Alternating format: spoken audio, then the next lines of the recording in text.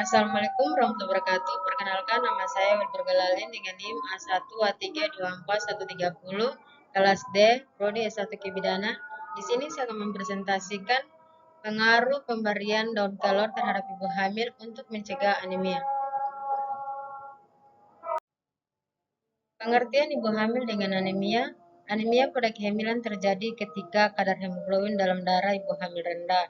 Hemoglobin adalah protein kaya zat besi yang bertugas mengangkut oksigen ke jaringan tubuh, termasuk janin. Anemia pada kehamilan dapat disebabkan oleh kekurangan zat besi dan vitamin B12, pola makan tidak sehat, perdarahan, dan gangguan sistem imun. Anemia pada kehamilan dapat berdampak buruk pada kesehatan dan keselamatan ibu dan janin.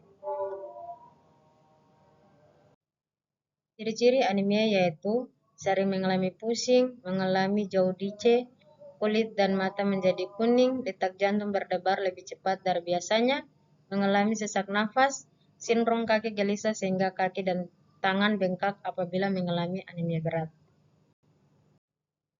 Penyebab anemia adalah yang pertama, kebutuhan zat besi. Selama kehamilan, tubuh membutuhkan lebih banyak zat besi untuk membentuk sel darah merah, terutama untuk mendukung pertumbuhan janin. Yang kedua, kekurangannya asupan nutrisi. Asupan zat besi,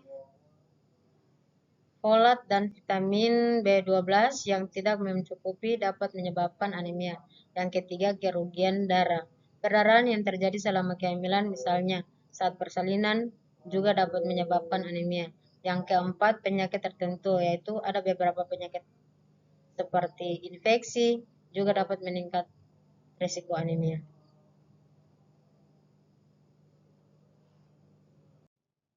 Gejala anemia adalah yang pertama, lemah dan lesu, yang kedua, kulit pucat, yang ketiga, sesak napas, yang keempat, nyeri dada, yang kelima, sakit kepala, yang keenam, detik jantung tidak teratur, yang ketujuh, rambut rontok, yang kedelapan, gatal-gatal, dan yang kesembilan, telinga bergeding, dan yang terakhir, perubahan indera perasa. Mencegah anemia adalah daun kelor kaya akan zat besi yang penting untuk produksi sel darah merah, sehingga dapat membantu mencegah anemia pada ibu hamil yang dapat menyebabkan kelelahan, pusing, dan bahkan komplikasi pada janin. Yaitu ada tiga. Yang pertama, mendukung perkembangan janin. Yang kedua, mengurangi risiko komplikasi kehamilan. Yang ketiga, memperkuat daya tahan tubuh. Jenis-jenis daun kelor yang pertama yaitu jenis daun kelor yang paling umum dan banyak dibudidayakan. Yang kedua, jenis daun kelor yang memiliki daun yang lebar dan panjang. Yang ketiga, jenis daun kelor yang memiliki daun yang lebih kecil dan berwarna hijau. Kemudian yang keempat, jenis daun kelor yang memiliki daun yang lebih besar dan berwarna hijau tua. Kemudian yang terakhir, jenis daun kelor yang memiliki daun yang lebih kecil dan berwarna hijau muda. Daun kelor yaitu pemberian daun kelor untuk anemia pada ibu hamil.